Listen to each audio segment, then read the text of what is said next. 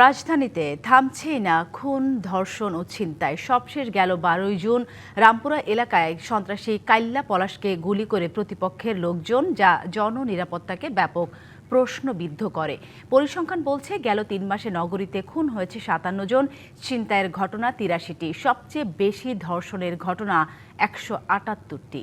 যদিও দায়সারাভাবে পুলিশ বলছে অপরাধ দমনে কাজ করছেন তারা। 7 জুনের ঘটনা। দিনে দুপুরে মতিঝিলে এক ব্যবসায়ীকে গুলি করে একদল লোক। মুহূর্তেই রাস্তায় লুটিয়ে পড়েন তিনি। ছিনিয়ে নেওয়া হয় 17 লাখ টাকা।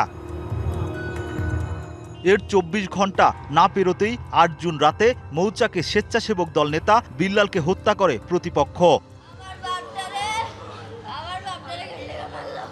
3 দিন পরের ঘটনা আরও আতঙ্কের। 12 জুন রামপুরা এলাকায় শীর্ষ সন্ত্রাসীকে গুলি করে প্রতিপক্ষের লোকজন। এর কয়েকদিন আগে মুগদা এক প্রবাসীকে নৃশংসভাবে হত্যা করা হয়। মরদেহ টুকরো করে ফেলে দেওয়া হয় ময়লার স্তূপে।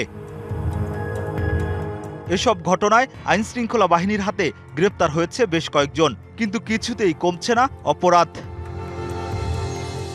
ডিএমপির তথ্য বলছে গেল 3 মাসে রাজধানীতে খুন 57 জন, অপহরণ 54 জন, ছিনতাই 83টি, সবচেয়ে বেশি নারী ও শিশু ধর্ষণ 178টি। টিআইবি বলছে গেল 100 দিনে খুন, ডাকাতি, ছিনতাই, অপহরণের পর হত্যার ঘটনা উদ্বেগজনক হারে বেড়েছে। এ সময় খুন হয় 605 জন, অপহরণ 196টি, সবচেয়ে বেশি নারী ও শিশু নির্যাতনের শিকার প্রায় 3500।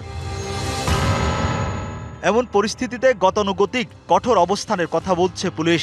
অপরাধীদেরকে আমরা বিশেষভাবে আমরা নজরদারি করা এবং ওদের অপরাধের বিষয়ে ব্যবস্থা নেওয়া এবং গ্রেফতার করা এবং মামলা কারণ আদালতে সোপর্দ করা, এই বিষয়গুলোকে মাথায় রেখে আমরা অভিযানকে গুরুত্ব দিচ্ছি। আইন শৃঙ্খলা নিয়ন্ত্রণের জন্য আমাদের যে সর্বোচ্চ চেষ্টা, এই বিষয়ে আমাদের কোনো ঘাটতি নেই। কালার এক্সপার্ট ডার্ক স্যাপ এবং মাইল্ড অন হ্যান্ডস টেকনোলজি সমৃদ্ধ অরিক্স অ্যাডভান্স ডিটারজেন্ট পাউডার আপনার লন্ড্রি এক্সপার্ট।